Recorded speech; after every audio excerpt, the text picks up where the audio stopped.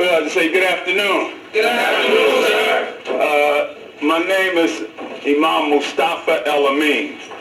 Because I'm the Imam of Masjid Ibrahim, they always refer to me as Imam El-Amin, as Imam Ibrahim, as he introduced. But the mosque that I'm over in Newark on Wainwright and Chancellor Avenue, we've been over there about, in that whole area, 15 years, is Masjid Ibrahim, which is the Arabic for Abraham. And the reason we chose Abraham is because all of the faiths relate to Abraham. They consider him the father of the faithful for Muslim, Christians, and Jews. So it really serves as a good bridge for us to have interfaith relationships because we all consider him as the father of the faithful. So I just want to say I was here last year with the recruits that came through and we spoke last year. So it's always an honor to be here with you all. First and foremost, to congratulate you for having the courage, number one, to take on such a challenging task on behalf of the community. Serving as officers, I can't think of anything better for serving our community other than serving God. And actually serving our community is serving God.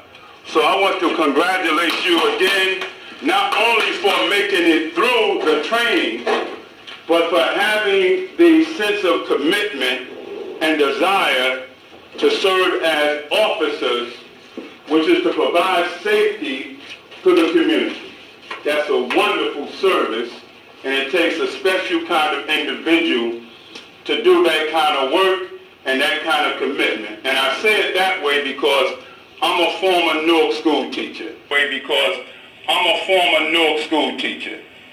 I was born and raised in Newark, graduated from Weequahic High School, went to Morton Elementary School, Chancellor Elementary School, etc. And I lived through Newark, born and raised here in Newark, and I taught in Newark I worked in Newark with the school system for over 30 years. I first worked with elementary students at Camden Street School. Then I worked at Montgomery Street School, which was when I grew up in the 60s. That was this all special needs school. And those were the bad, tough kids there. In fact, I remember them taking my milk money when I was a patrol boy at Morton Street School. So it had a reputation, but it's a special needs school, but eventually it became inclusive of all, not just special needs kids, okay?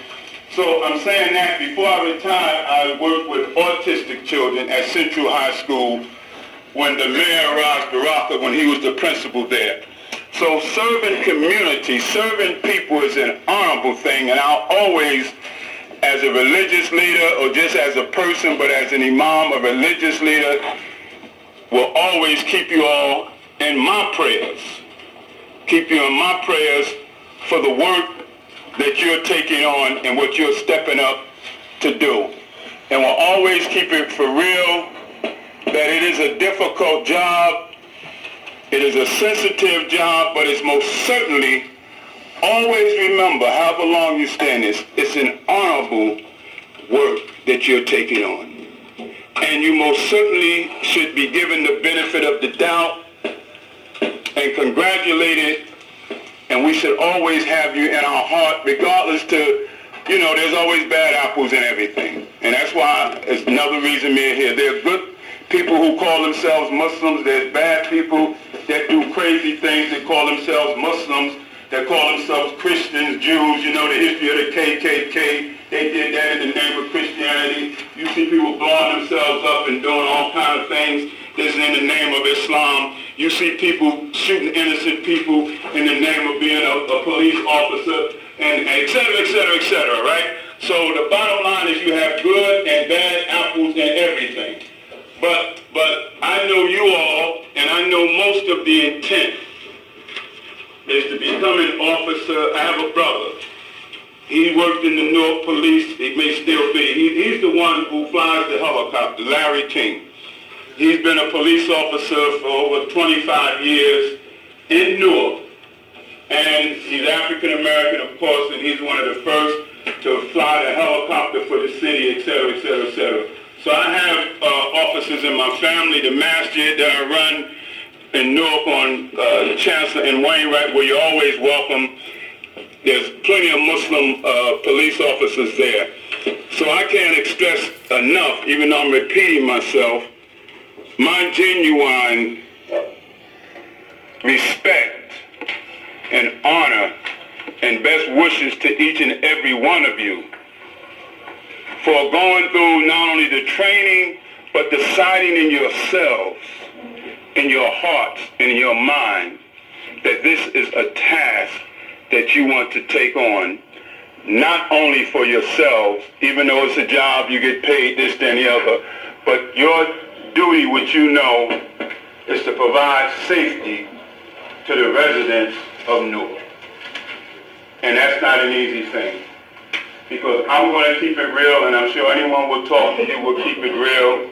My mother, at 85 years old, lived at 258 Kia Avenue, right around the corner from the mosque. The mosque is on Chancellor and Wainwright. My mother, and I'm going to do everything I can to hold back the tears, at 85 years old, was beat to death in her house, was killed, okay? Trying to help someone. 10 days later, she died.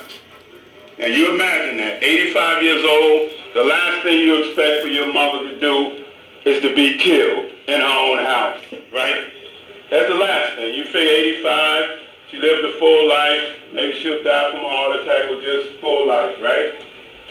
It doesn't matter whether you Muslim, Christian, Jew, who you are on this earth. Violence strikes all of us, right?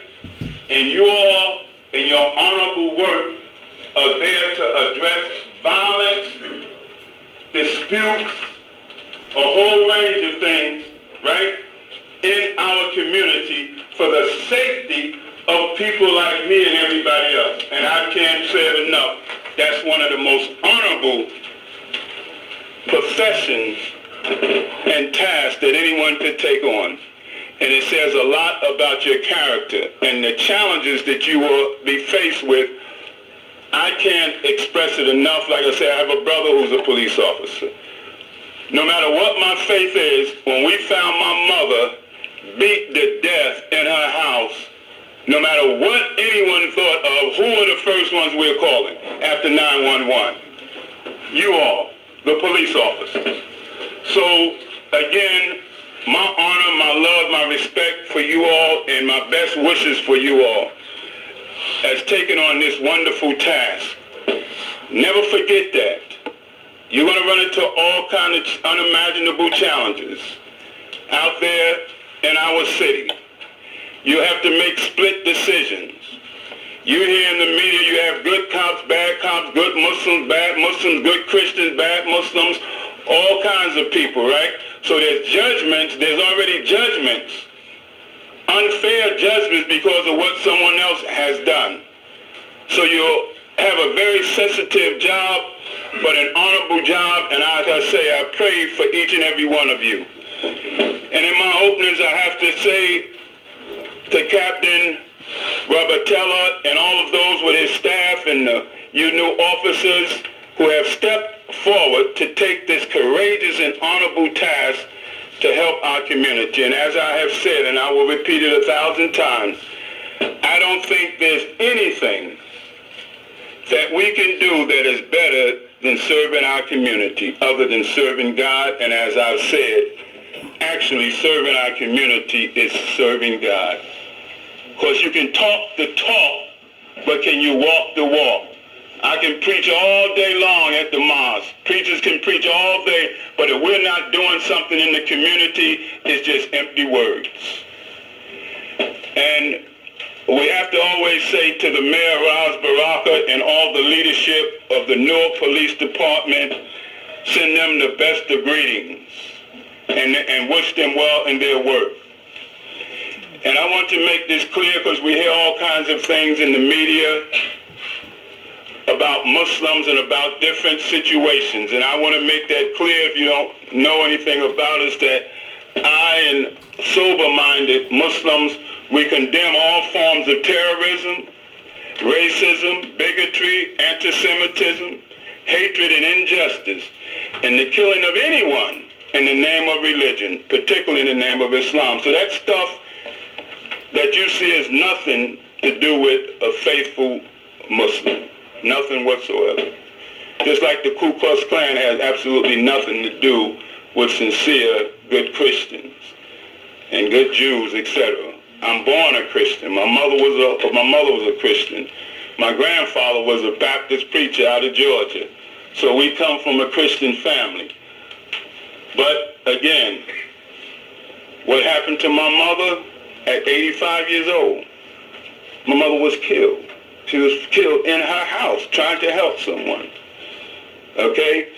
And so, as I said, I was born and raised in Newark, went to Camden Elementary School, worked at Montgomery, worked at Central High School when the mayor was the principal there with autistic children, went to Cleveland, Morton, Chancellor, and went to Rutgers here in Newark. I graduated from Rutgers in Newark with a master's degree in public administration and a BA from Rutgers in New Brunswick, way before you all was born. 1979 I got my BA, and then in 83 I got my degree in public administration. So in Newark, there's a large population of Muslims.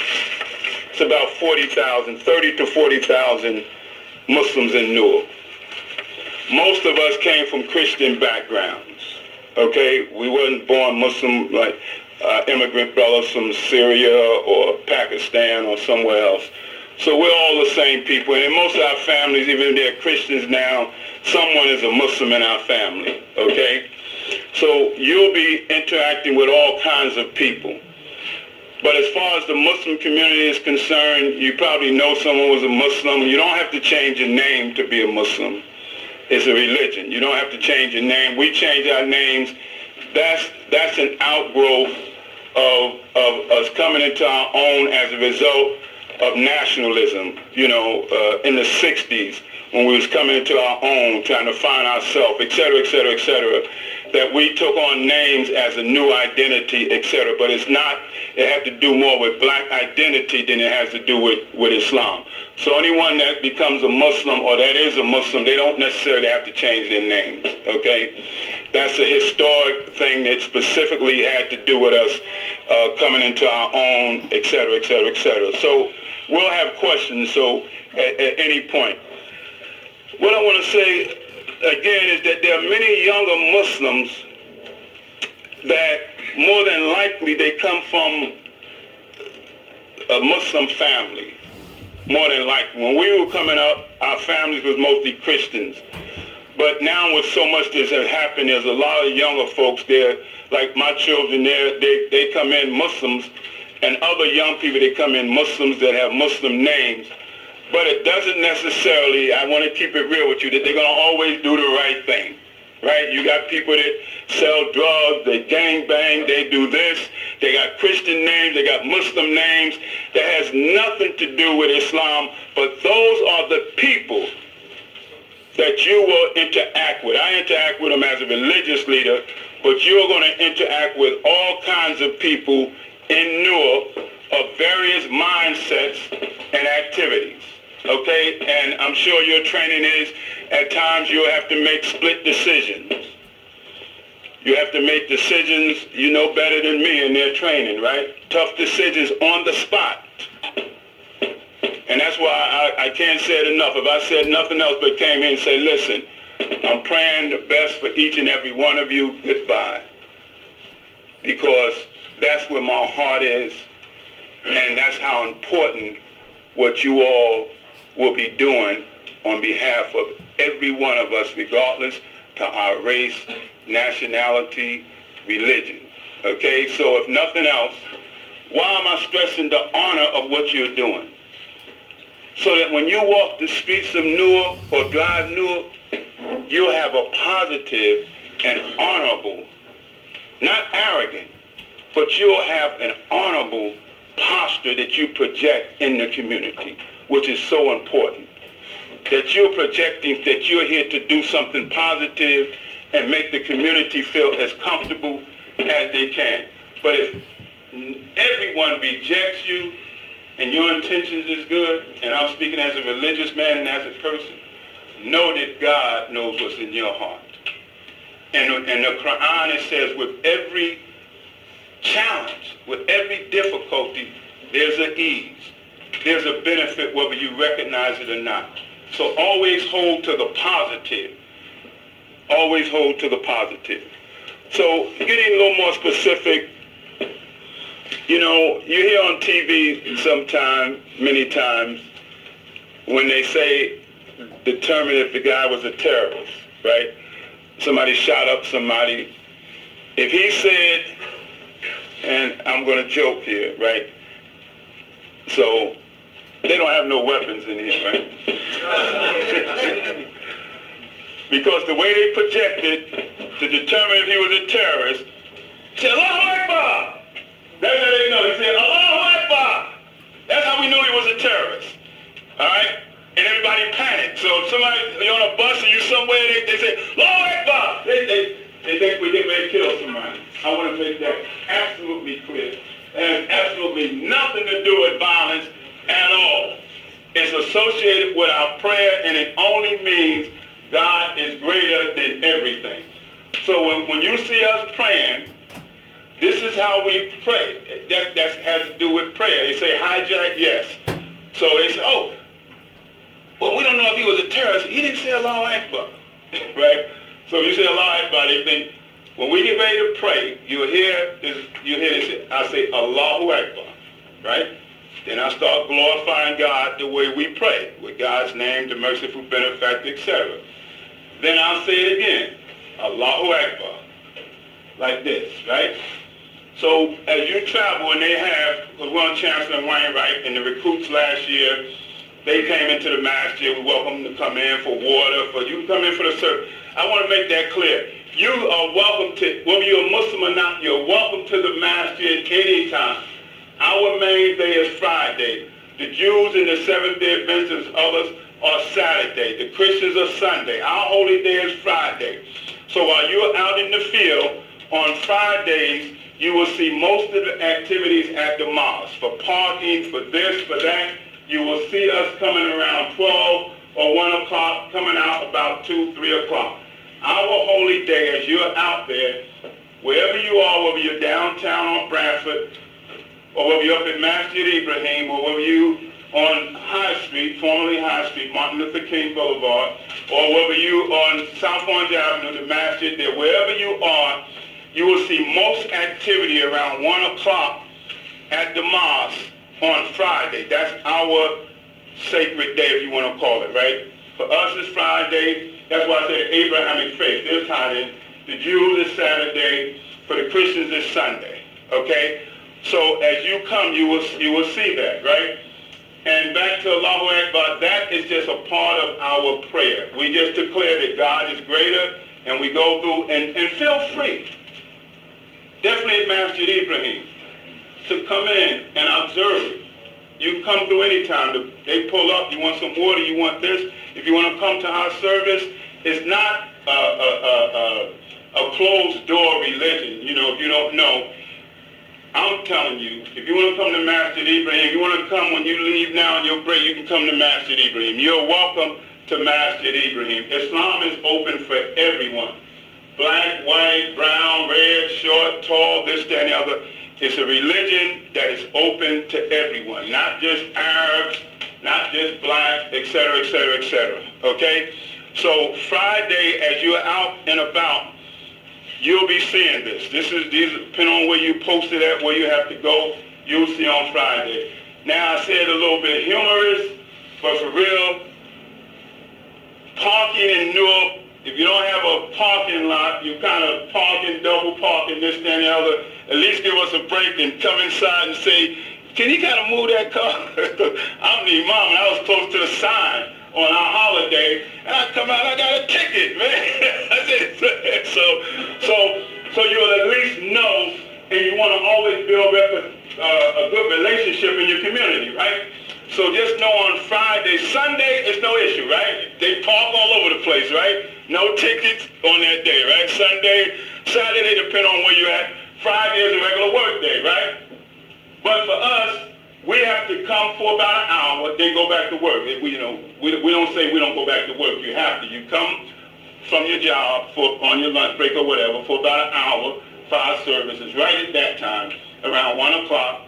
The service is about an hour. For me, it's a little longer because I run the mosque. It's about an hour, 15 minutes. You go there and you go back. So when you see all these activities going on there, if you can, you have to do your job. Try not to just write a ticket right away because you want to build relationships in the community, right? So you will see that because ours is actually on a work day, right? Now you have to do your job, so I can tell you, I'm just saying in terms of building good relationships. And sometimes, some places they've already put that out. They give us that hour or whatever for the parking, okay? And you're going to run into those situations. But again, so you'll hear the Muslim, it's called the adhan. You may hear this. It's the same thing. First words is, and it might sound like a song to you. I don't have the best voice, but it's called the call to prayer. It's when we pray at least 5 times a day. But you may hear this call. I won't say the whole thing, but you'll hear him saying, Allahu Akbar, Allahu Akbar. Nothing to do with violence, right? That's our call to prayer, saying God is greater, right? And that goes on for about a minute, but it's called the adhan. So when you're traveling, you hear that, that's just calling the Muslims know it's time for prayer. And we make prayer about 5 times. We're obligated, there's 5 obligatory prayers. And that's Fajr, which is in the morning just before the sunrise. Then there's one in the afternoon, depending on the times, around 12:15, or when the time go back, 1 o'clock. Then there's one called Dhuhr, that's the afternoon prayer. So depending on the time, like now it comes in about 2:30, right? Then Maghrib is when the sun gets ready to set, right? Just as it's starting to set, right? So now that might be about 4:30. Then you see the Muslims, they pray, right? If they can at the time at the mosque, otherwise wherever. And then when the sun sets, which is about 6 something, that's our last prayer. So there's 5 prayers. So if you come by the mosque and you'll see us going through this here, those are ways of prayer. You can observe that, you can see that. Just giving you some basics about what Islam, what Muslims are about, as you will learn from the different speakers, okay? And as far as the newer police force, there's plenty of Muslims on the police force. We have nothing, like I say, I have my brother, Larry King, who flies the helicopter, right, so I have it in my family also. Now, the greetings, we say, Assalamu alaikum, all that means is salam. Whenever you hear that word SLM, it's associated with peace. So, Assalamu alaikum, all that means is peace be unto you. That's it, peace, right? But in the Arabic, it's Assalamu alaikum, and that kum means plural. So if you greet one person, you're not just wishing them physical peace, you want peace on them physically, mentally, and spiritually. So in Arabic, when you hear kum, that's plural, Assalamu alaikum. So if I greet this young man here and say, Alberta, Assalamu alaikum, it's plural. But so it's a peace. I wish you the best of peace for you, your family, because no man is an island, no man walks alone. So we're all a part of a group in some way, your family. So when I say Assalamu alaikum, that's physical, mental, your family, and everything. And then the return is just wa alaikum assalam, and peace be unto you, right? So when you hear them say that, that's all that means, peace be unto you. And that's basically our greeting. The greeting is best for peace. And we also read from my reading of the Bible, that's what Jesus said, my peace I leave with you, peace be unto you. And the Jews say shalom, right? So it's all about peace. As I said, there's about 30 to 40,000 Muslims in America, and almost every African American in Newark has a Muslim in their family at this point in some way. As I said, you don't have to change your name. All races and nationalities, anyone can become a Muslim. And then we have five pillars which support the religion, or five principles, right? We have articles of faith with five pillars. And that is to believe in God, who we call Allah. That's the name that we give. Believe in God. The second is to pray to God, right? The third is called zakat, or you just make it simple, charity. We have to give in charity. The fourth, which is big, everyone will be familiar with that, is Ramadan. Ramadan is a month in the Islamic calendar. There's 12 months just like the other calendars. But Ramadan is the 9th month. And Ramadan is the month when we fast. That's when you see, right? Even now, the mayor put it up. Everybody put Happy Ramadan, just like we say Happy Christmas, Merry Christmas to you all, Easter. So our main day, we will say, is Ramadan. So we fast during Ramadan for 29 to 30 days. We fast for the whole month. That's when you see most activity. You're going to see more people in the mosque, more things. But in Ramadan, it affects the spirit. We're to give more, be more charitable to the community, pray more, strive to be more kind and overcome whatever our shortcomings, disputes, arguments, etc. So we fast, but we don't fast the whole day. We can't starve ourselves. We can kill ourselves and say, they fast for 30 days. You don't eat for 30 days. I can't eat for 30 minutes. I can't go 30 minutes. So the 30 days is from the time that the sun about to rise, right, in the morning. You eat something. You're encouraged to eat something to take you through the day, right? You eat a little something called suhoor. You eat something. And then you don't eat, drink, or have any intersex with your wives, none of those things, right? Until sunset. So let's say now, which will be easy for me, right?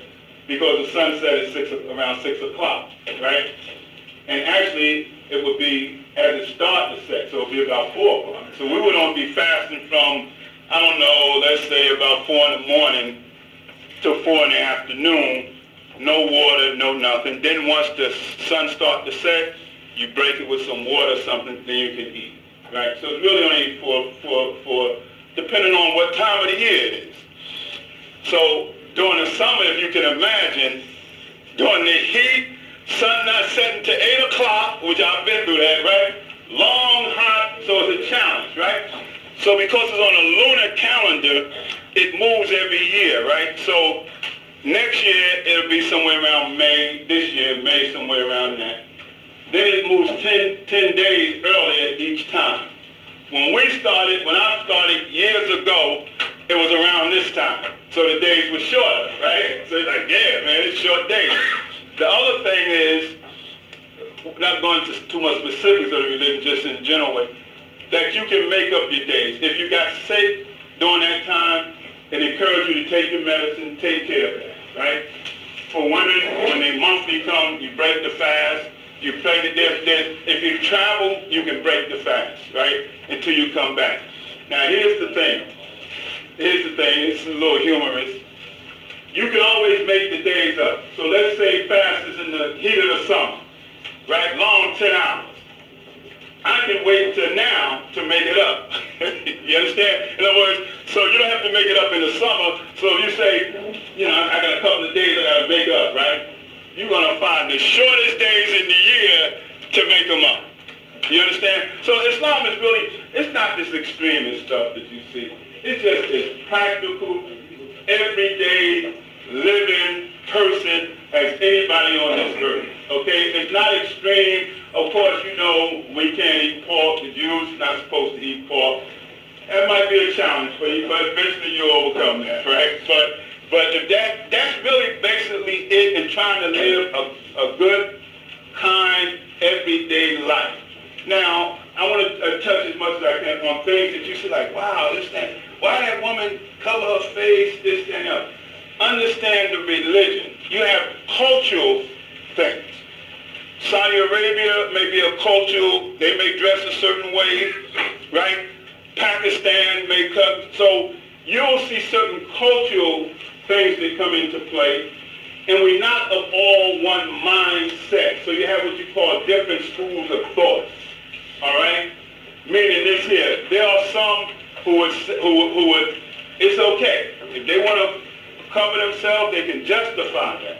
My wife don't do it. You don't see all Muslims doing that. Okay?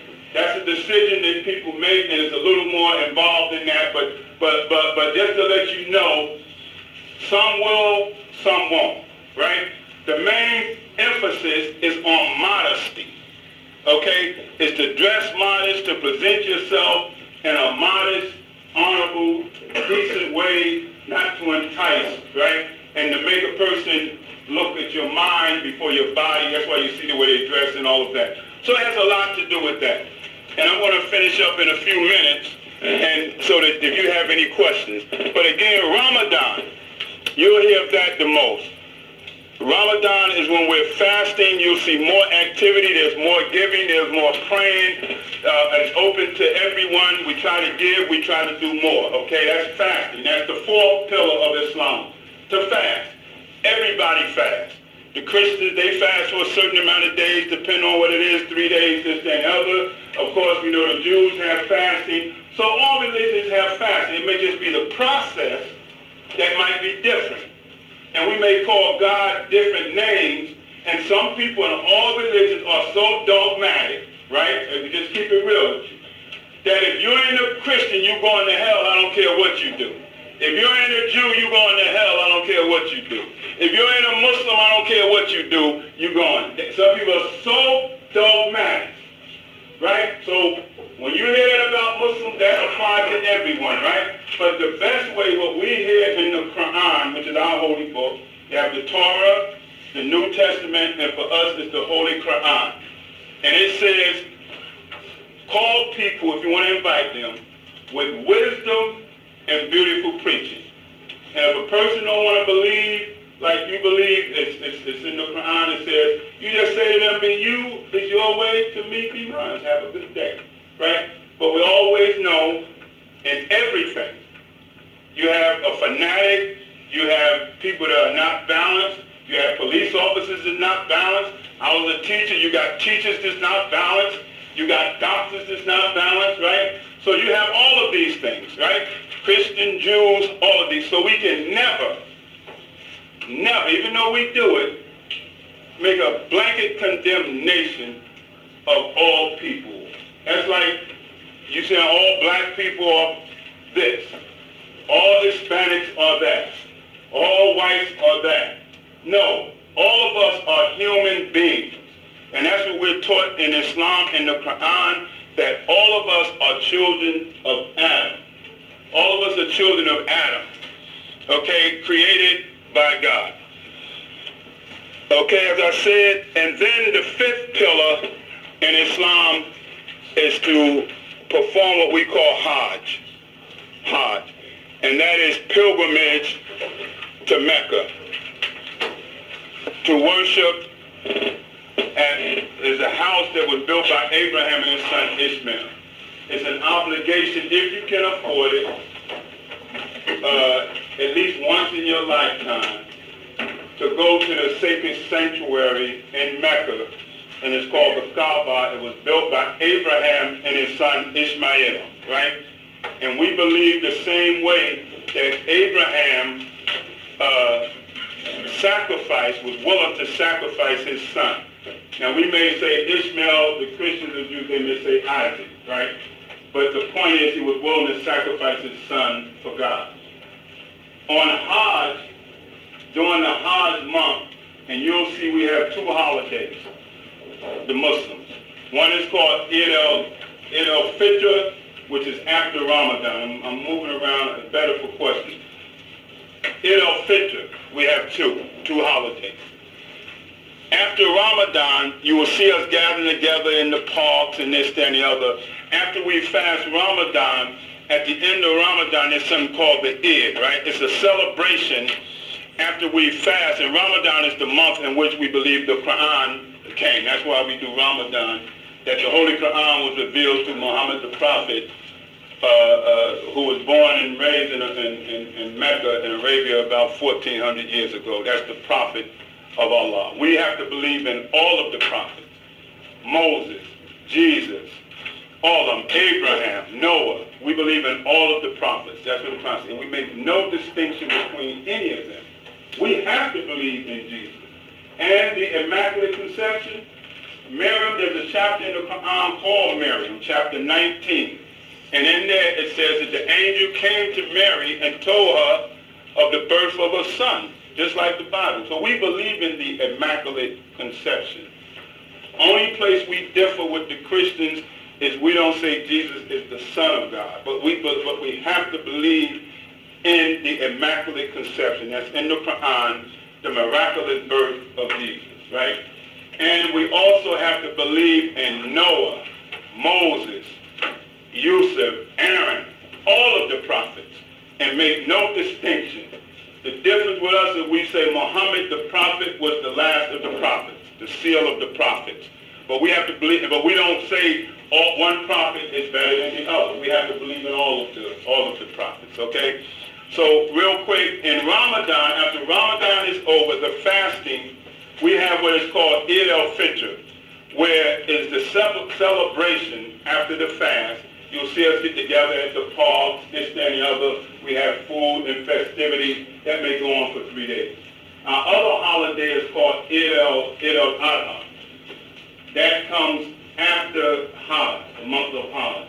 And really during that time, because it's a celebration in memory of Abraham's willingness to sacrifice his son. Okay? So those are our two. One is Abraham's willingness to sacrifice his son. Whether you say it was Ishmael or Isaac, it was his willingness to do that. And God told him to take a lamb, right? A ram or a sheep. So you'll find during that time we eating a lot of lamb, right? So we have the two holidays. And you'll encounter all of this when you're throughout Noah doing what you do, right? Coming to the community, if you're walking the post, riding the post, you'll see certain holidays, and that falls whatever day, right? It could fall on a Monday, Tuesday, whatever. It's not fixed, right? And it's usually in the morning, from starting 10 o'clock in the morning, something like that, okay? So Hajj is 5 pillars.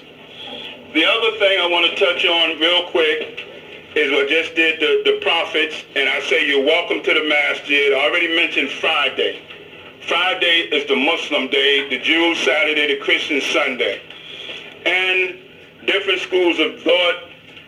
And in Newark, there's about 14, you may call them mosques, that's the French term. When you see somebody say masjid, M-A-S-J-I-D, there's about 14 masjids, or maybe more in Newark. Okay, Springfield Avenue, South Orange Avenue, Bradford Place, Irvin Turner Boulevard, used to be High Street, where we're at Masjid Ibrahim, Bergen Street. They're scattered throughout, but there's about 14, but there's also, like I say, about 30 to 40,000 Muslims. Some practice, some don't. Some dress a certain way, some don't. So just know, and more than likely somewhere, I don't have to keep saying it, you probably have a Muslim in your family, you have a Muslim friend, we're all the same people. You have people that's Muslims, you won't even know that they're Muslims. You don't even make a big deal out of it. It's just your way of life, okay? So having said that, I think I've touched on everything in my notes. And I'm going to repeat myself in my close. Number one, congratulations to you for your graduation from the academy. Most certainly, I'm sure you had your challenges in the academy. Certain amount of discipline it took, right? Patience. And we always say to them, I always wish you the wisdom of Solomon. The wise king of Solomon is mentioned in the Quran, the Bible, Old Testament, New Testament, a prophet and messenger of God. We always say the wisdom of Solomon, very wise man, right? Solomon's temple. And the patience of Job. in the Quran in both. Job, if you know anything about it, say he was tried and tested by Shaitan, right? By the devil. Tried and tested. He lost his wife. He lost his crops. Satan told God, I'm going to go at him. He lost everything except his faith. He kept his patience. Even his wife said, you ought to curse God and die, according to the Bible. And he said, you speak like the foolish one. So he kept his patience, and as a result of his patience and his faith and his determination, he wound up getting back everything he lost, plus 10 times more. Okay? So you will have challenges in life. You're going to have challenges. Keep the faith. Keep the discipline, what you've learned, and all of those things, and be open, because you're going to learn more and more just from being out there. And the wisdom of Solomon, you'll have to make some decisions, some wise decisions. And there's a story real quick about Solomon. And it's this here. It says 2 women came to him, right?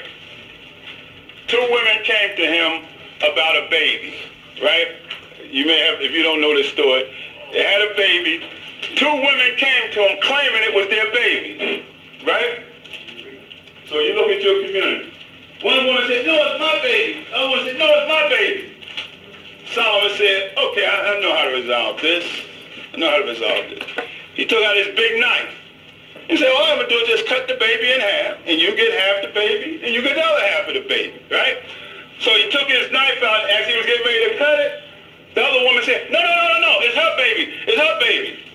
And the one who said that, he said, that must be the real mother, and gave it to the one who said, take the baby. Because no mother he saw, he said, I'd rather see my baby go somewhere else than to see my baby get killed. So you will have, I just use that analogy, that's why I say the wisdom of Solomon and the patience of Job. Because in life, you will have some tough decisions sometimes. And I'm not a police officer, and I hear about this all the time. And that's why you have to give them the benefit of the doubt. They will have, as you know, better than me, some really split decisions that you will have to make out there. And again, I know people criticize them, but your job is tougher than any job that most of us ever have. And you hear this, they have to make some split decisions. And we're not talking about split decisions about, should I get a loaf of bread or you get a loaf of bread? You have to make some split decisions, some life and death split decisions in your work. And so I and others most certainly will pray for you, pray that God will guide you, protect you, you and your families, and give you the strength, the wisdom, and the discipline to be excellent in your work. And with that, I'd like to say thank you all for your undivided attention, and I pray that I've been able to say something that will help us all in some way. And so with that, I most certainly will feel very honored, and I think it's the best thing if you have any questions, because I can only touch on but so much. If you have any questions about anything, particularly about the Muslims, because I couldn't just give you everything. So please, open for questions. Again, I'd like to thank you all again, and me, I'm...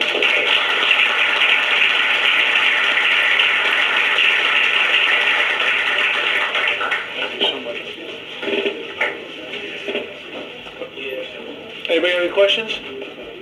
It's a very informative. I overheard you say a name. I'm familiar with the term a lot, but you said a name of the devil.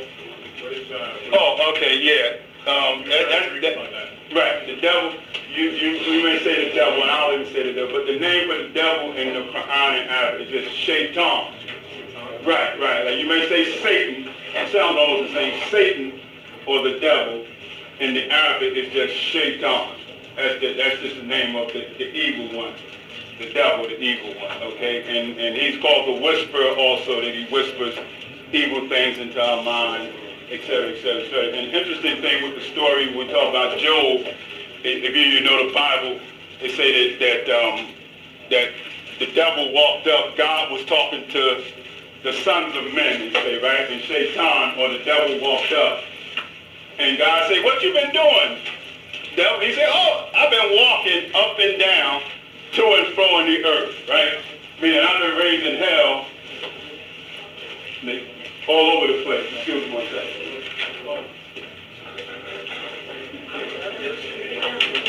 Any other questions while he's out of the room?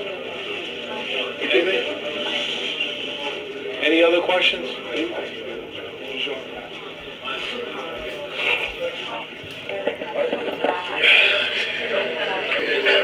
Real quick, real quick. It's funny, like I told you all, my name is Mustafa El-Amin, and Imam just means minister in the Arabic, right? You know, Imam, pastor, rabbi, Mustafa El-Amin, and they call me Ibrahim because that's the name of the mosque, Masjid Ibrahim. Did you? No. Anybody have any other questions? Yeah. Go ahead. Also important, sir, if you're on our daily patrols, if we see somebody of a Muslim faith, is there any daily traditions that they do that they point out or whatnot? Right. I'm just trying to understand the Right. Okay. First of all, yes. What you want to establish in your mind is everybody have practices, culture, this, that, and the other. But you're dealing with, first of all, a human being like yourself. That's the first thing. Everybody have different practices, different ways of doing things. But your first and foremost is we're all the same human being. We're the same people, basically, right? Now, it